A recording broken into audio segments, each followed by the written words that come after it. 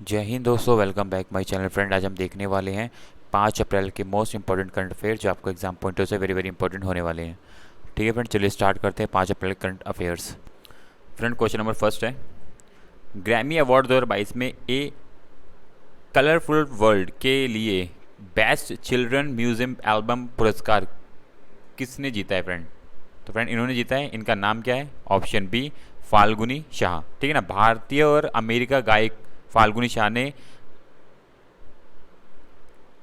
ए colourful child के लिए Grammy award जीता है। ठीक है ना फ्रेंड, ये इनका सेकंड टाइम है जिन्होंने ये अवार्ड जीता है, तो आपको याद रखना है सेकंड टाइम इनके बार ये मिला है इनको।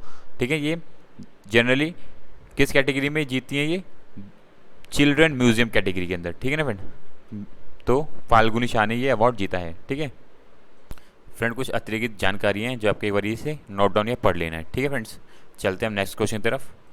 फ्रेंड, क्वेश्चन नंबर सेकंड है, निम्नलिखित में से किस ग्रुप ने हाल ही में फ्लिपकार्ट फाउंडेशन को लॉन्च करने की घोषणा की है फ्रेंड? तो किसने की है? Right answer of group Flipkart group, option D. ठीक है ना, तो फ्लिपकार्ट ग्रुप ने ये घोषणा की है कि वो फ्लिपकार्ट फाउंडेशन लॉन्च करेगी जिसके अंदर समावेशी न्याय संगत और सतत विकास के अवसरों की सुविधा प्रदान की जाएंगी, और जिसके अंदर उनका एक लक्ष्य है, गोल है, जिसमें डायरेक्ट और इनडायरेक्ट रूप से कम 20 मिलियन लोगों के जीवन को इससे प्रभावित करना, ताकि उनको टेक्निकल स्किल्स या जो भी चीज़ें होती हैं उनको अंदर वो लाना है।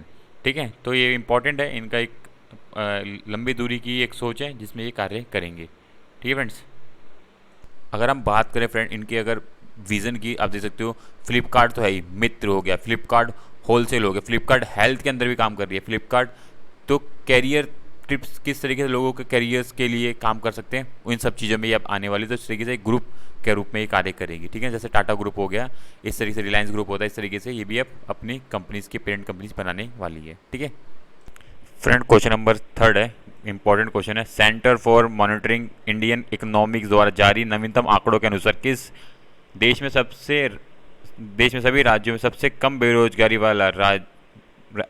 दर वाले किस राज्य को पहला स्थान दिया गया फ्रेंड? तो कौन सा ऐसा राज्य बना है जिसने सबसे कम बेरोजगारी इस time?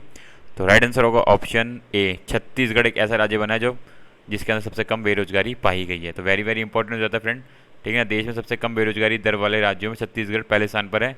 Centre for monitoring Indian economic द्वारा जारी नवीनतम आंकड़ों के अनुसार मार्च 2022 में 6.6% की बेरोजगारी दर्ज की गई। सही है ना, तो हरियाणा बेरोजगारी दर सबसे अधिक है, ये सकते हो सबसे ज़्यादा किस में? हरियाणा में है, इसके बाद राजस्थान में 7.6। ठीक है फ्रेंड्स, क्वेश्चन नंबर फोर्थ है, निम्नलिखित में से किस बैंक ने सीमा सुरक्षा बल के साथ समझौता ज्ञापन पर हस्ताक्षर किया फ्रेंड? आपको जो दिख रहा होगा ये, तो एसबीआई ने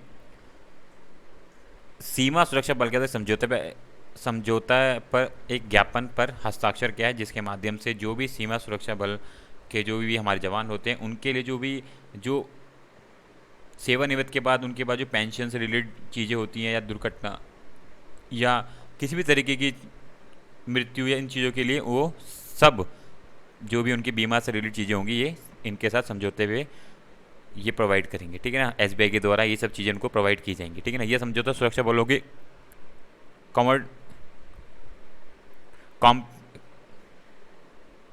कॉम्प्लीमेंट्री पर्सनल और air accidental insurance cover on duty death के मामले में अतिरिक्त कवर और स्थायी पूर्ण विकलांगता, आंशिक विकलांगता कवर सहित व्यापक लाभ सुनिश्चित करेंगे। ठीक है ना, तो हर तरीके की चीज़ों के लिए ये अब एसबीआई के थ्रू इनको मदद मुहैया कराई जाएगी। ठीक है फ्रेंड्स, तो याद रखना एसबीआई के साथ सीमा सुरक्षा बल ने समझौता ज्ञापन पर हस्ताक्षर किया है।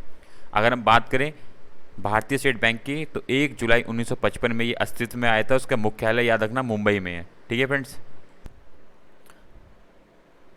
क्वेश्चन नंबर फिफ्थ है, 3 अप्रैल 2022 को जारी federation of Indian chambers of commerce and industry फिकी के एक सर्वेक्षण के अनुसार 2022 और 23 के लिए भारत की वार्षिक जीडीपी की वृद्धि का अनुमान क्या लगाया गया फ्रेंड? तो फ्रेंड, जो ये वृद्धि जो लगाई गई है अनुमान, वो है ऑप्शन ए 7.4। ठीक है फ्रेंड्स, तो 7.4 की अनुमानित है कि जो नेक्स्ट ईयर रहेगा, जो 22 और 23 ईयर एंडिंग होगा, तो भारत की जीडीपी 7.4 रहने वाली है। ठीक है, तो ये अच्छी ग्रोथ रहेगी। ठीक है ना, पैंडेमिक के बाद काफ़ी अच्छा ये ये जीडीपी देखने को मिलने वाली है। ठीक है, तो फिकी के द्वारा जो अनुमानित ग्रोथ है वो 7.4 रखी गई है। ठीक है, बाकी कुछ एडिशनल इन्फॉर्मेशन यहाँ बिंदुएं जोड़ी गई हैं जो आपके बारी जरूर पढ़ लेनी है। ठीक है फ्रेंड्स। क्वेश्चन नंबर 6 है, निम्नलिखित में से किस आईआईटी ने एक साल के लंबे हैकाथॉन के आयोजन के लिए रेनॉल्ट, निसान प्रौद्योगिकी और व्यापार केंद्र भारत के साथ एक समझौता ज्ञापन हस्ताक्षर किया है? फ्रेंड वो कौन सी आईआईटी है? तो फ्रेंड राइट आंसर होगा ऑप्शन ए, आईआईटी मद्रास। ठीक है ना, आईआईटी मद्रास ने ये ज्ञापन हस्ताक्षर किया है जिसके तहत वो टेक्नोलॉजी बिल्ड करेंगे कि इस तरीके से हम सड़क परिवहन योजनाओं में होने वाली हादसों को कम कर सकें। ठीक है, किस तरीके की टेक्नोलॉजी का यूज़ करें, सस्ती टेक्नोलॉजी यूज़ करें और जो होने वाले हादसों को कम कर सकें। ठीक है, तो मेन इनका फोकस इसी चीज़ के ऊपर है।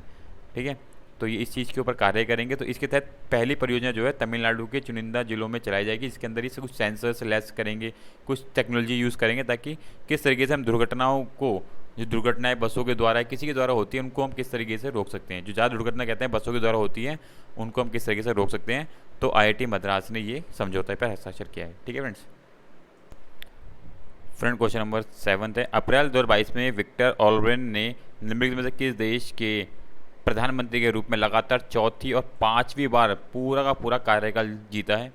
तो फ्रेंड वो कौन सा देश है? तो राइट आंसर होगा ऑप्शन ए, हंगरी। ठीक है ना, हंगरी के ये प्रधानमंत्री विक्टर ऑर्बन, इन्होंने 3 अप्रैल 2022 को हंगरी के प्रधानमंत्री के रूप में लगातार चौथी और 5वां समग्र कार्यकाल जीता है। ठीक है, तो ये यूरोपीय संघ में सबसे लंबे समय तक शासन करने वाले सरकार के प्रमुख बन चुके हैं ये, तो याद रखना है, इंपॉर्टेंट है क्योंकि चौथी बार तो चौथी प्रधानमंत्री पूरा कार्यकाल 5वीं बार, तो इंपॉर्टेंट होता है। बाकी यहाँ पे कुछ कंट्रियों के नाम लिखे जो से बाउंड्री साझा करते हैं। ठीक है ना, रोमानिया, बुखारेस्ट और पोलैंड, जमैका। ठीक है, तो कुछ ऐसे नाम दिखा रखे हैं जिन्हों के कार्यकाल के बारे में बताया गया। ठीक है फ्रेंड्स। ठीक है फ्रेंड, ये हंगरी का मैप देख सकते हो, पूरी लैंडलॉक कंट्री है और स्लोवाकिया, ऑस्ट्रिया, क्रोशिया, साइबेरिया पे रोमानिया, यूक्रेन के साथ भी अपनी बाउंड्री साझा करता है जो अभी डिस्प्यूट बहुत ज़्यादा चल रहा है। तो ये लैंडलॉक कंट्री, इतना याद रखना इंपॉर्टेंट रहती है, ये लैंडलॉक कंट्रियाँ। ठीक है फ्रेंड, क्वेश्चन नंबर 8 है, अप्रैल 2022 में निम्नलिखित में से किसने 2022 में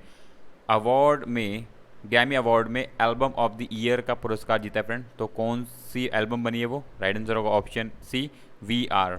ठीक है ना, VR ने जो जॉन बैटिस्ट की VR जो एल्बम है उन्होंने एल्बम ऑफ द ईयर का पुरस्कार जीता है। ठीक है ना, एक इंपॉर्टेंट ये है।